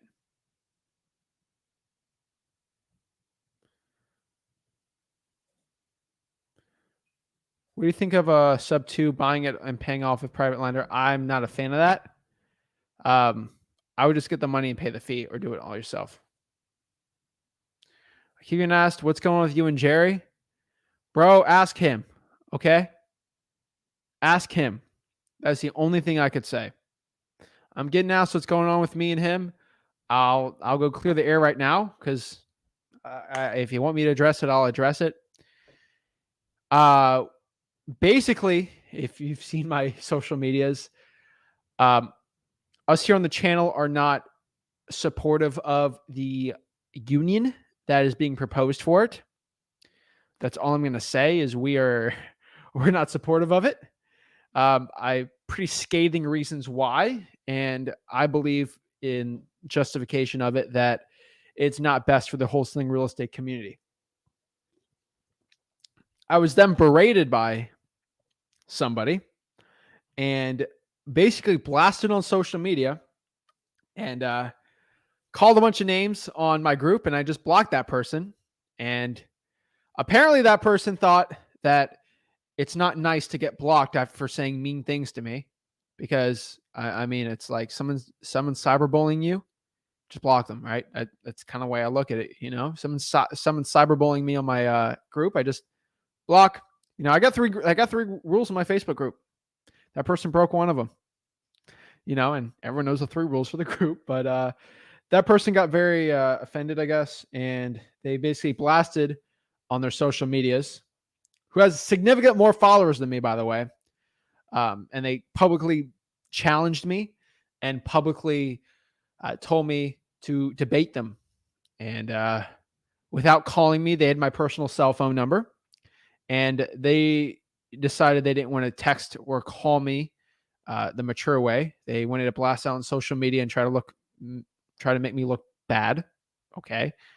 And they didn't want to text or call me. So here we are here with a crazy thing going on, and basically he was, or she, somebody, I don't want to get names, but you got names here, but they were saying a bunch of crazy stuff, posting about me, and I took the high road, and I just texted. I said, hey, let's do it. Like, you're calling me out publicly. I've grown up in the way of to never back down from a fight, especially from I'm not going to say too much, but what I could tell you on is stay tuned. I would be asking Jerry when everything is, because it would be on his YouTube channel. I'm not going to degrade this channel on something like that. That's just so stupid of an idea, but I will not degrade this channel by doing that. You're going to have to ask him. He's the one that doesn't post any updates or anything after calling me out publicly, and just keep pushing what he's pushing. So go contact him and ask him. That's it. I've blocked him basically on mostly everything. He has my personal cell phone number. He has not called me once, only texting. So yeah, that's all I could really say on that end. But yeah, I'm not just funny.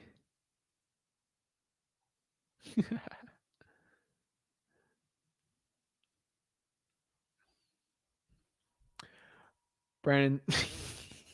Hey, I'm just saying, like, I have a stance of where I want, and I agree, and I do this for the wholesaling community. So if someone wants to debate me on this, I'll debate anybody. I will debate anybody what's best for the wholesaling real estate community. I'm not going to go tell you what's going on.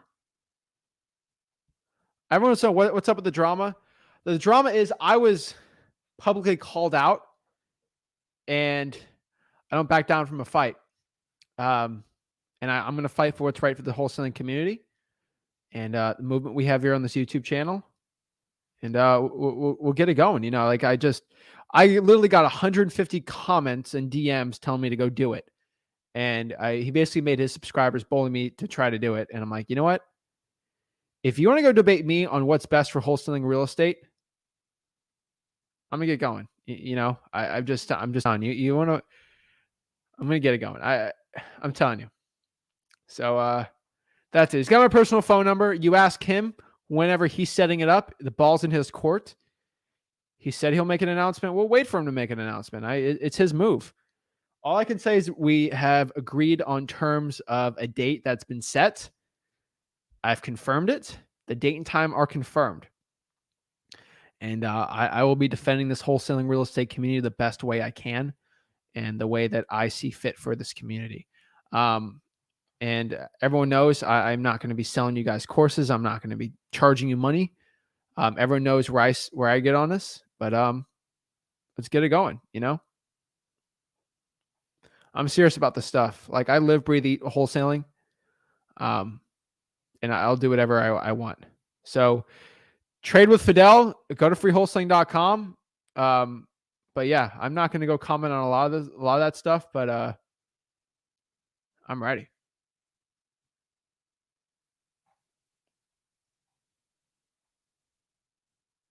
All right, let's see what other comments we got. Let's did what other comment we got here? Let's see. Where are we?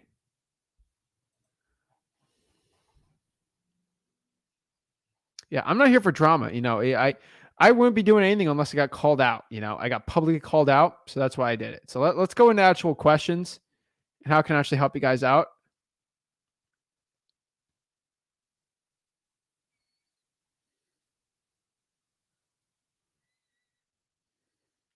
Let's see here. What other questions we got? Keep up the good work. Thank you. Good question here. So what's your go-to strategy for pulling quick comps? My go-to strategy, if I want to go pull a bunch of quick comps, depends on the state, obviously. Depends if I'm using a paid software or not. But for most people, I'll tell you, I use Redfin or Realtor.com. Like if I just got like quick, I got like, I don't have any services. It's easy. I'm telling you right now, it's simple and easy. That's kind of what I see it. Like I don't understand, but my strategy, just pulling comps, just seeing what other prices, same square footage, same year built stuff. Realtor.com is really good for there. Which wholesale market has the most deals and buyers? You like Ohio, Tennessee, or Florida? Florida has the most buyers. I mean, mostly all you got to do is go through population and you can see specific pockets of markets are probably going to be where you're best. Like my market's better than Miami, and we're in the same state. So you kind of have to look at your information from there.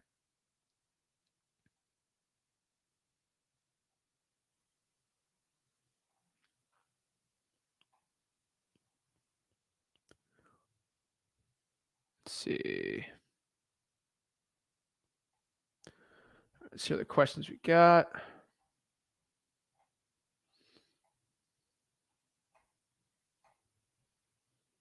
Thank you so much. Thank you. Appreciate it. Jessa Lee says, how do you know if you have a hot market?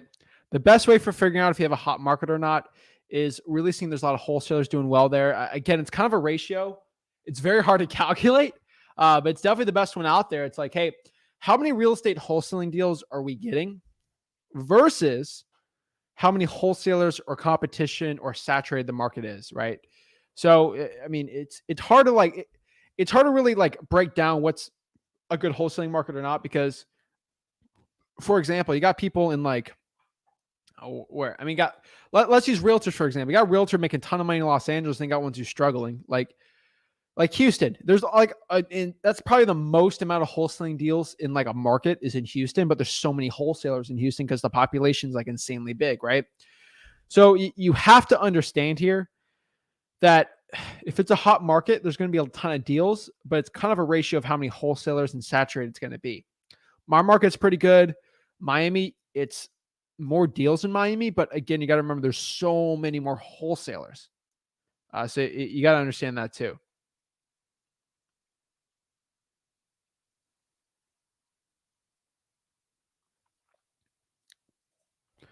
Zach, should you give a low ball when cold calling, then tell the seller you'll run over the numbers, or should you run the numbers before calling? If it's a warm call, it's qualified. So again, with qualifying the seller, you got to ask 4 questions: motivation, condition, time frame, price.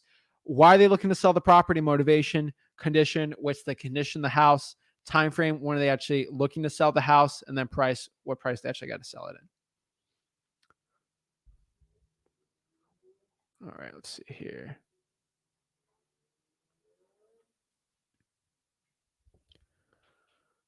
Thoughts on wholesaling developers? You can wholesale cash buyers for developers. That's fine. In my personal opinion, developers are good for land deals. Wholesaling vacant land, that works fine. I'm a fan of that. But wholesaling to a developer, if they're going to develop an already existing piece, I'd go with a flipper or landlord. What is up, Harris? Let me know if I'm saying your name right. I'm sorry if I'm not. But what time are you live usually? I am late. It's my first time. Well, welcome to the channel. Welcome. So we talk mostly about real estate investing on this channel, but we have our favorite niche, which is wholesaling, which is a lot of the stuff we talk about in wholesaling real estate. But what time do you usually go live? We usually go live around 5 o'clock. Sometimes it's 5:05, sometimes it's 5:10, but usually it's 5 o'clock. That's time we get ready to go live, and usually we talk about a topic for 30 minutes, 45 minutes, sometimes for the full 2 hours, right? And it's usually me or Rick Ginn on here. And we kind of spit game on real estate investing and wholesaling. You know, we try our best to help teach it for free, but quick refresher for everyone who doesn't know who I am or this channel.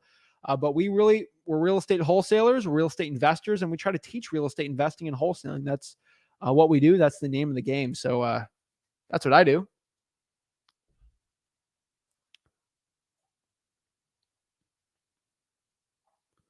Let's see. How can you be different from your competitors? I live in California. It's crazy populated here. You got to let me know where in California. That's definitely going to help me out a lot.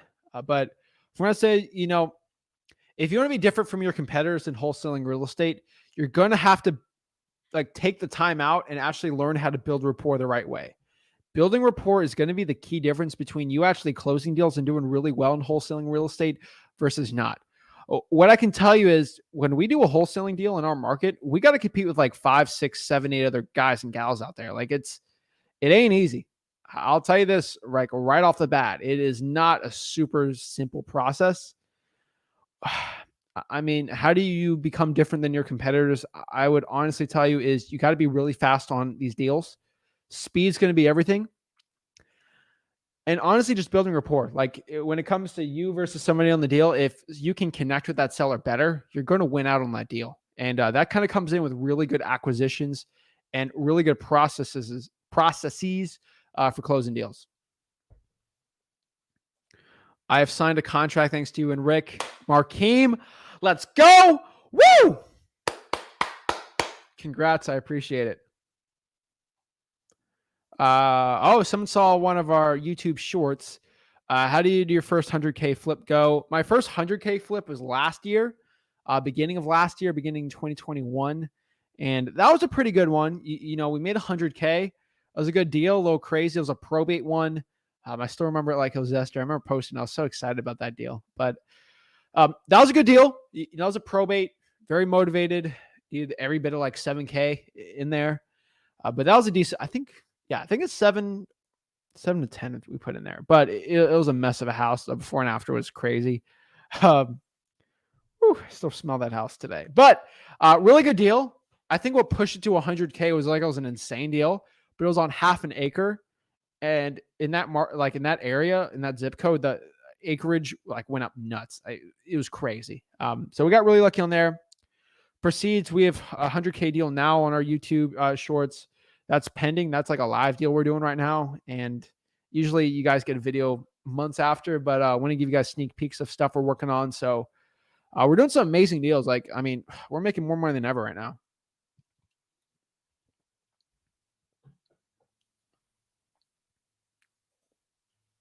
Let's see here.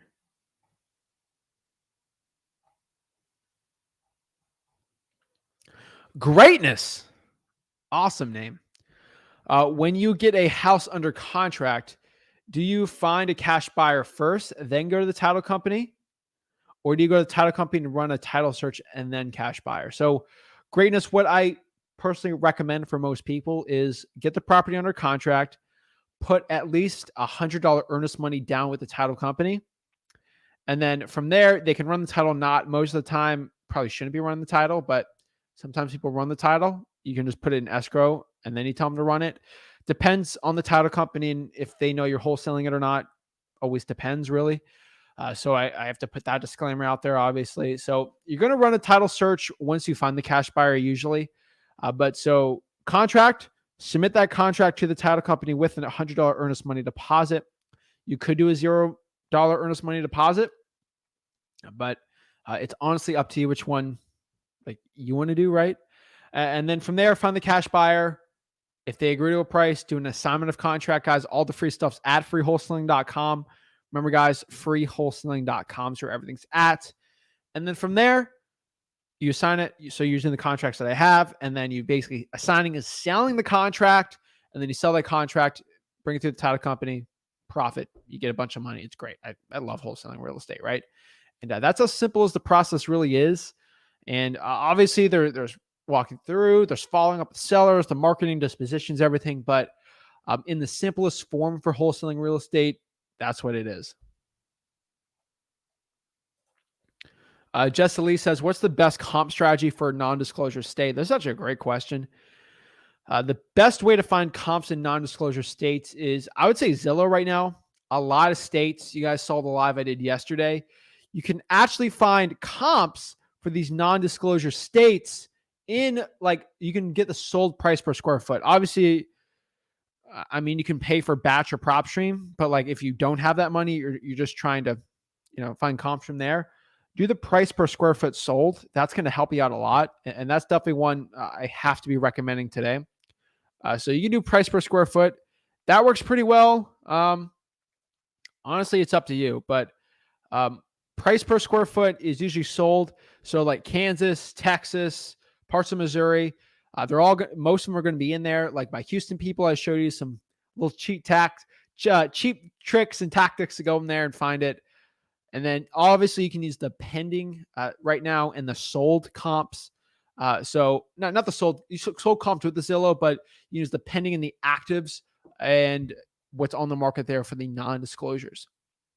What's the best way to find deals? The best way to find deals, hands down, is your government lists. I love government lists. They're hands down like one of my favorites.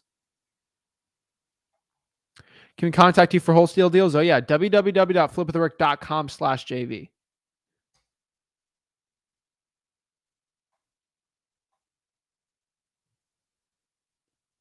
See here.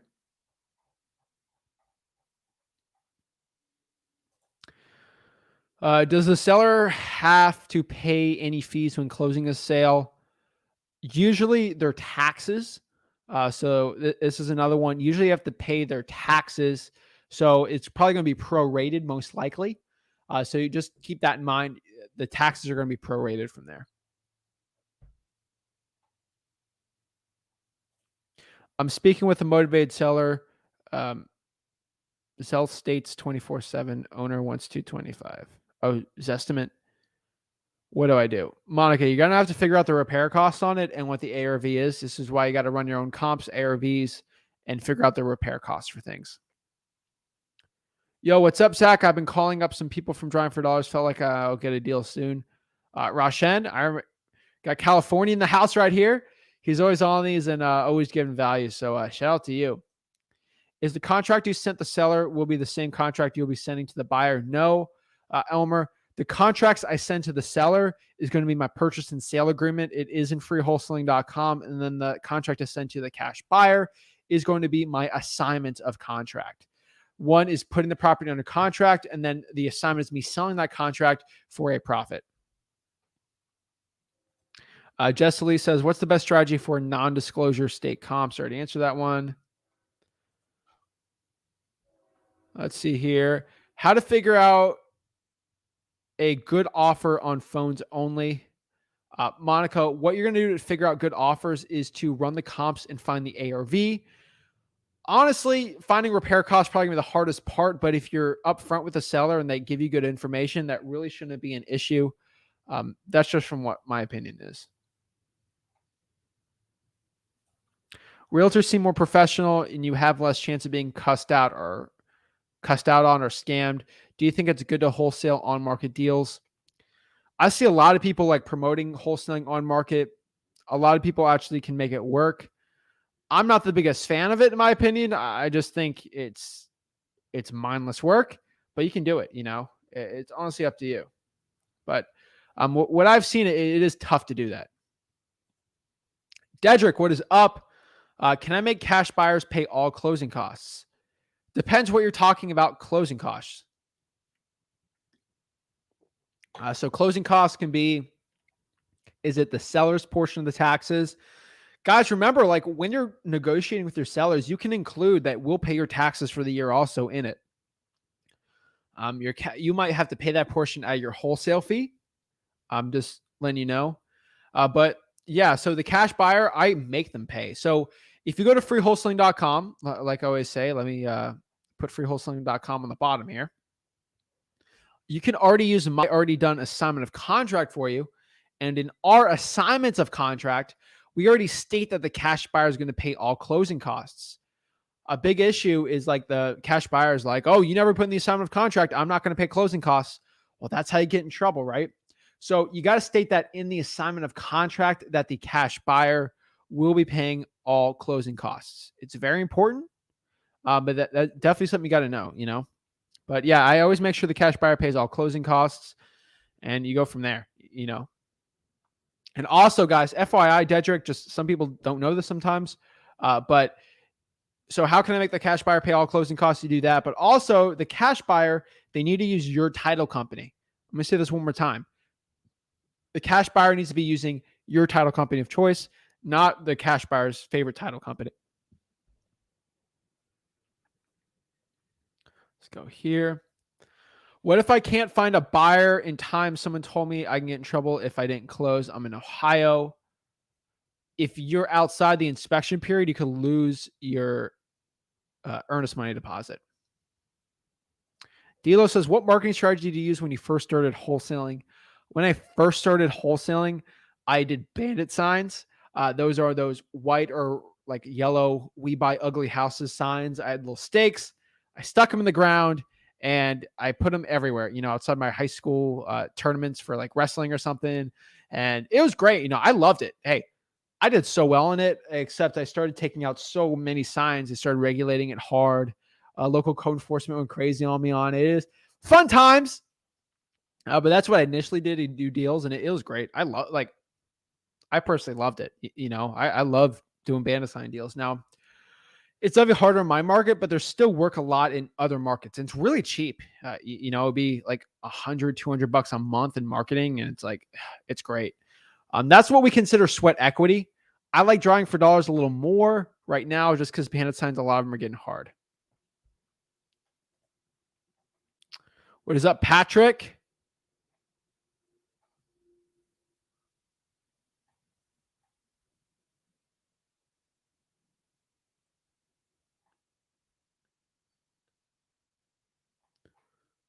Let's see here.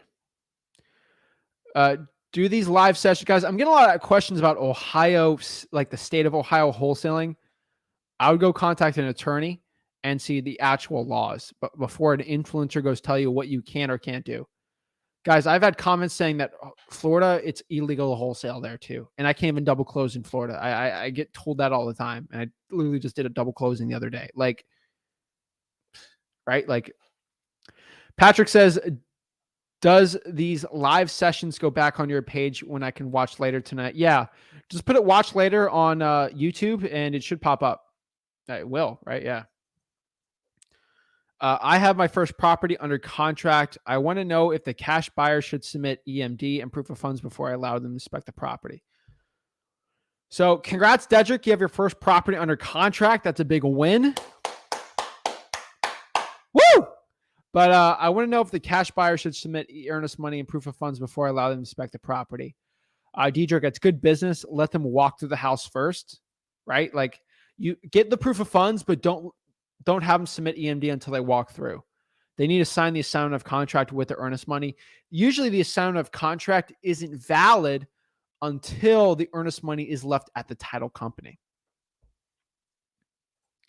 Here's a real quick question. How do you divide your time correctly when doing all that? Like time for flipping, time for wholesaling, time to search time to search deals, time to sleep and eat.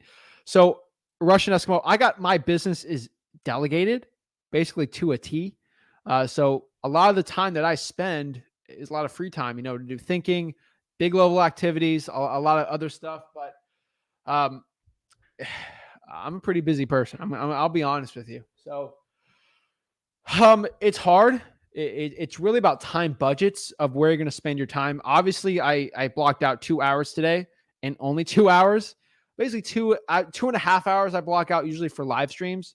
So that's about 30 minutes for me to create a thumbnail and just write the description of the video for you guys and maybe answer comments. And then 2 hours of actually just going live, right? It's a lot easier than me going, editing the video, releasing it. You know, I'll spend some time on the weekend editing videos for you guys. But honestly, that's really it, you know? And then I divide it and then like usually 9 to 5, like I'm doing wholesaling work and then like real estate investing stuff, like big money stuff. And then, you know, usually 4:30 or maybe till 5:30, I'll do like maybe the video for the next day or something or whatever, the thumbnail or whatever. I make the thumbnails all myself, guys. So That's my artwork. Yeah, Zach's an artist, digital artist, right? But just because these gurus can't out meme me, I make my own memes from scratch, bake it in the oven, and release it to you guys. So yeah, so time for flipping. I sleep and eat. Yes, I do. I am a human. I do eat and sleep food. So I eat food. I drink water just as everyone does. Time to eat. I sleep at least 8 hours a day. I think sleep's pretty important. I always work out every day. So those are the things I do time block pretty importantly, and have time for family.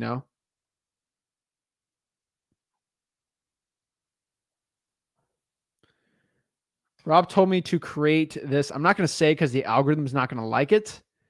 No.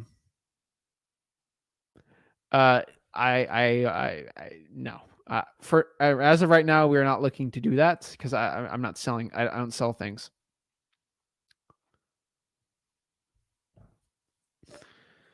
Oh my gosh. If anyone knows why I troll people sometimes, you see where I get it from. I'm pretty sure that's how you spell his name. Thanks. I appreciate it. I'll do so. Roshan, yes, call them all. They'll think the same thing. Get those missed opportunities. Never know. Sometimes a good day can change this.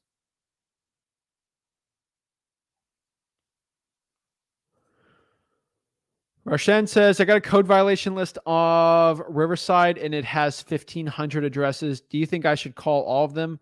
My concern is other wholesalers called the list. I want to get results from my calls. I mean, hey, I'm calling high equity lists where everyone's called them. And I've still seen very good results from it. So I can't really complain on it. I think it's still going to work pretty well.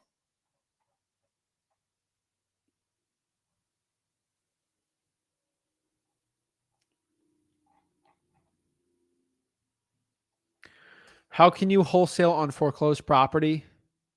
If it's foreclosed, usually you can't. Some instances you can, but pre-foreclosure is really where we really want to do it. Thank you. Very helpful, of course. Karoom says, I have an older gentleman who wants to sell his house. He only has a home phone, no technology. Property has tenants and is cash flowing, but I can't get photos. It's also out of state. What should I do? I'd probably hire someone to go in there and take pictures for you. That'd be my recommendation. I'm new to wholesaling and I'd like to know, or you can call the tenant and get pictures from them. That might help.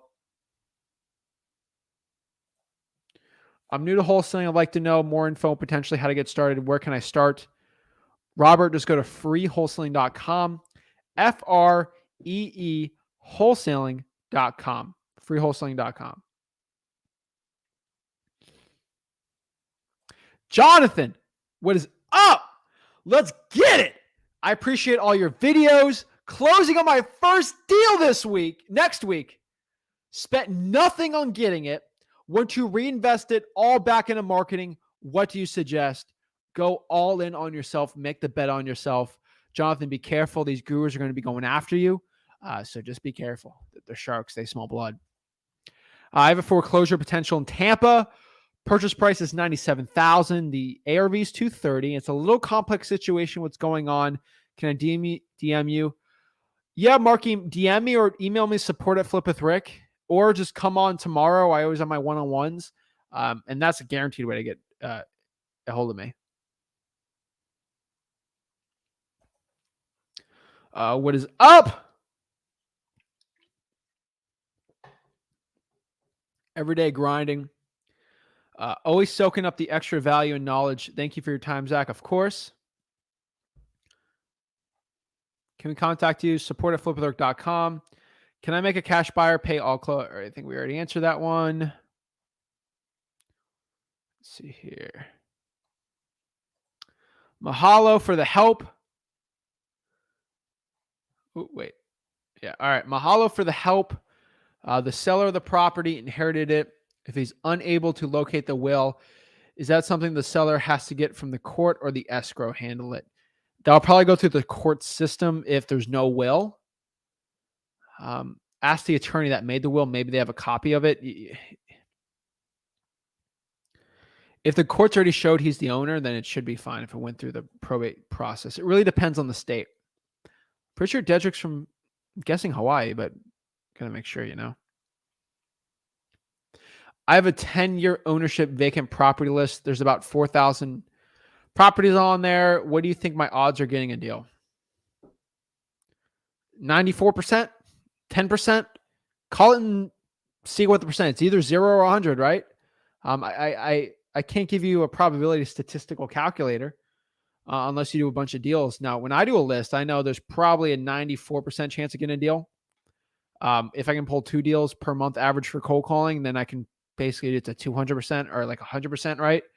You got to make your own data from it and see. Hey, Zach, for local homes that look raggedy, do you put flyers on the door or do you just look for the owner by skip tracing? I'll skip trace it. MJJ Smooth Criminal. Shout out to you always being on here. I'll get a yellow sticky note and just put, hey, my name is Zach. Give me a call whenever you can. And you always get a really good contact rate back. So Kazakh says, is there a cold call tomorrow as usual? Yes, Thursday is tomorrow, right? Yeah. So, right. Am I getting my days mixed up? Today is Thursday. So, yeah. All right. Today's Wednesday. That's what I thought. Okay. Yes, tomorrow you have the link. Be posted in the Wholesaling House for Real Facebook group and get it going. What dialer do you use? I meant, look at the bottom. It's ZachDialer.com. Telling you.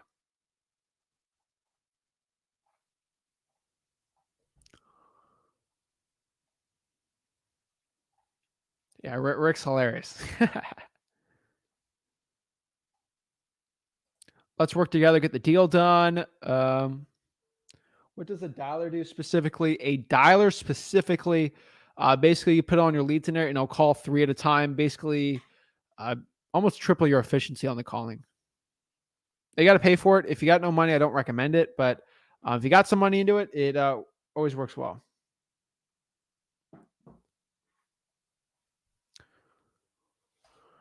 How do I determine contact rate when cold calling, and what is the average contact rate you're getting, and how big is your list when you cold call it? So I hate saying it depends, but it depends.